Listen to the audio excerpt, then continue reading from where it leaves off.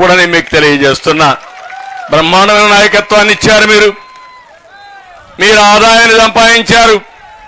మగవాళ్ళు కూడా మోటివేట్ చేసి మీ పిల్లల్ని చదివించారు. మీరు అక్కడి నుంచి మీరు ఇంకొక పక్కన ఆలోచిస్తే పిల్లల్ని చదివించడమే కాకుండా చదువురాని మీ భర్తల దగ్గర కూడా సంతకం పెట్టించే పరిస్థితికి వచ్చారు మీరు ఆ రోజుల్లో. ఇలాంటి వినూత్నమైన కార్యక్రమాలకు శ్రీకారం చుట్టి ఈరోజు కొన్ని లక్షల మంది డాక్రా సంఘాల్లో ఉన్నారంటే, కొన్ని లక్షల మంది జీవితాలు బాగుపడ్డాయంటే అది తెలుగుదేశం పార్టీ చొరవ అని చెప్పి కూడా నేను మీకు తెలియజేస్తున్నా. మన నియోజకవర్గంలో ఒకసారి ఆలోచించండి. నేను మొట్టమొదటిసారిగా వచ్చినప్పుడు ఇక్కడ డాక్రా సంఘాలు లేకపోతే ఈరోజు 60,000 మంది సభ్యులు ఉన్నారు. దీంట్లో 250 కోట్ల రూపాయల కార్పస్ ఫండ్ ఉంది.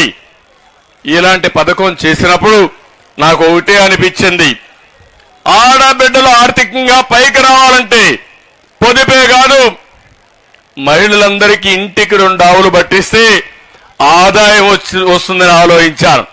మీరు గుర్తుపెట్టుకోవాలి, నేను ఇంటికి 2 ఆవులు పట్టిస్తానంటే ప్రతి ఒక్కరిని నెగతాళి చేశారు. ఎక్కడున్న ఆవులు పాలు వస్తే ఏం చేస్తారన్నారు. ఏం చేస్తారో చూస్తారని చెప్పి 1000 లీటర్లతో ప్రారంభమైన ఉద్యమం ఈరోజు ఒక్క కుప్పంలో 4 లక్షల లీటర్ల పాలు సేకరించే పరిస్థితికి వచ్చాం. ఒకప్పుడు చిన్న ఖర్చుకు కావాలంటే మగవాళ్ళు అడగాలి. మీరు 15 రోజులకు మీకు బిల్లు వచ్చేస్తుంది. ఏ పాల ఫ్యాక్టరీ అయినా మీ ఇంటికి వచ్చి మీ అకౌంట్లో వేస్తున్నారా లేదా ఈరోజు డబ్బులు? ఇప్పుడు 4 గంటలైతే మళ్ళా వెళ్ళిపోవాలి 5 గంటలకు పాలు పెట్టడానికి. అంటే మీరు గుర్తుపెట్టుకోవాల్సింది, మిమ్మల్ని ఆర్థికంగా పైకి తేవడానికి వేసిన మొదటి అడుగు పాడి పరిశ్రమకు ప్రోత్సాహం ఈరోజు బ్రహ్మాండంగా మీరు చేస్తున్నారు. అది నాకెంతో గర్వకారణం.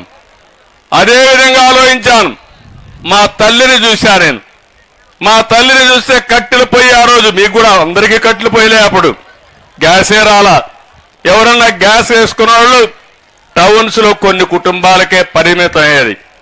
అప్పుడు నేను ఆలోచించాను, కట్టెల పొయ్యిలు పోవాలి, వంట గ్యాస్ రావాలని దీపం పెట్టి మీ అందరికీ వంట గ్యాస్ కనెక్షన్ ఇచ్చిన పార్టీ తెలుగుదేశం పార్టీ.